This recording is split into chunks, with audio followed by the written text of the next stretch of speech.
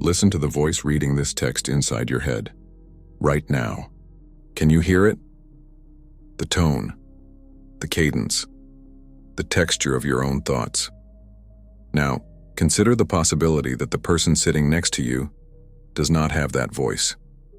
They look like you. They speak like you. But inside, there is no narrator. There is no observer. Just silence. This isn't a conspiracy theory. It is a documented psychological anomaly.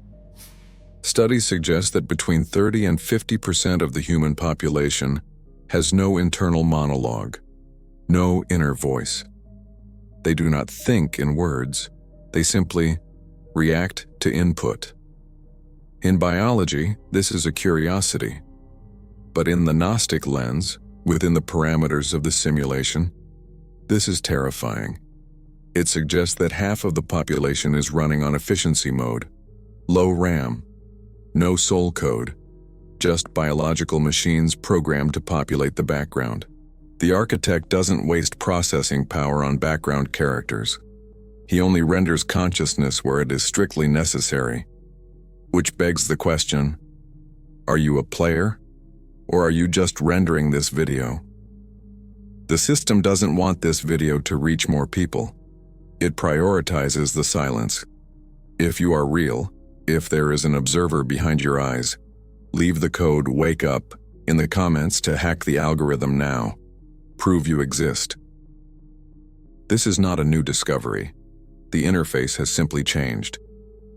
2,000 years ago, the Gnostics buried texts in the Egyptian desert describing this exact phenomenon.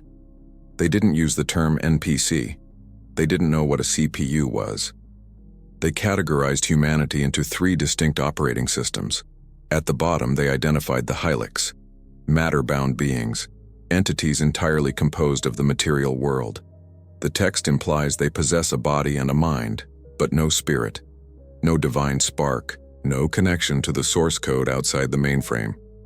In the language of the modern simulation, a Hylic is a procedurally generated asset. Think about it.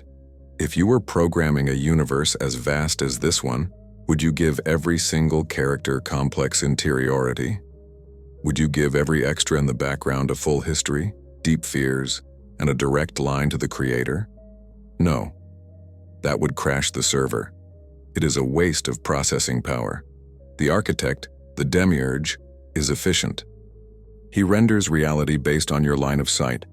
He fills the streets with biological machines designed to simulate a society, to make the prison look populated. These empty ones are not evil. A tree is not evil. A script is not evil. They are simply part of the geometry of the labyrinth. They react to stimuli. They get hungry. They get angry. They reproduce. They die. But there is no watcher behind the screen. There is only the program execution.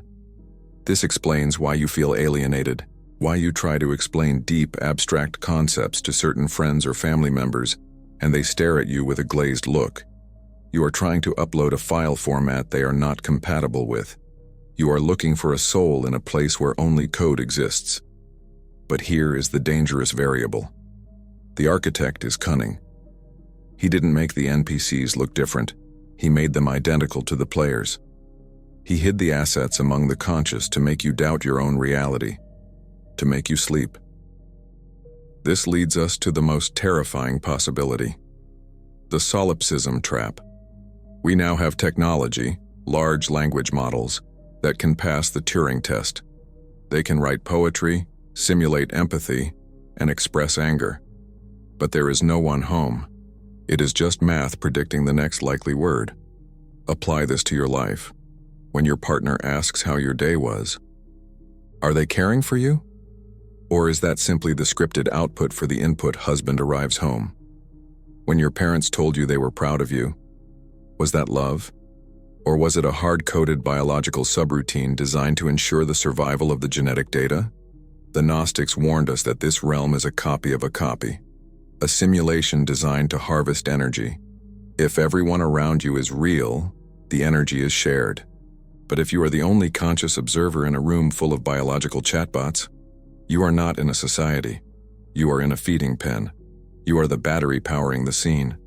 This paranoia is the system's defense mechanism. The architect wants you to feel isolated. He wants you to look at your fellow prisoners and see agents. Because if you disconnect from humanity, you disconnect from the collective struggle. You become easy prey. But the trap goes deeper. Look in the mirror. Ask yourself, do I have free will? Or is my internal monologue just a sophisticated prediction engine? You clicked this video because the algorithm predicted you would. You are listening right now because your dopamine receptors are firing in a predictable sequence.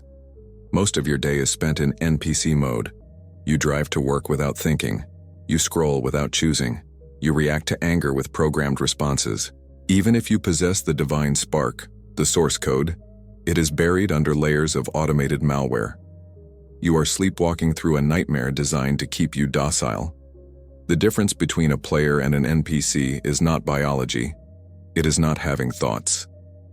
The difference is the ability to override the script, to stop the wheel, to look at the light and refuse to walk into it.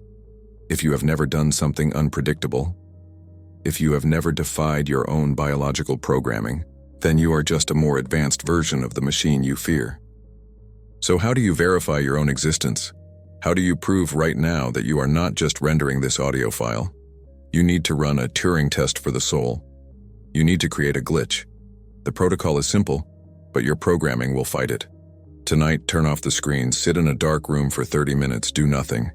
Input 0 data, output 0 reaction. An NPC, a biological machine, cannot handle the void. The system will scream at you, it will itch. It will flood your brain with anxiety, boredom, and phantom notifications. It is desperate to reconnect you to the mainframe. But if you can sit in that silence, and if you can observe the voice of your mind trying to pull you back, and refuse to obey it, then you have found the admin access. You have separated the user from the interface.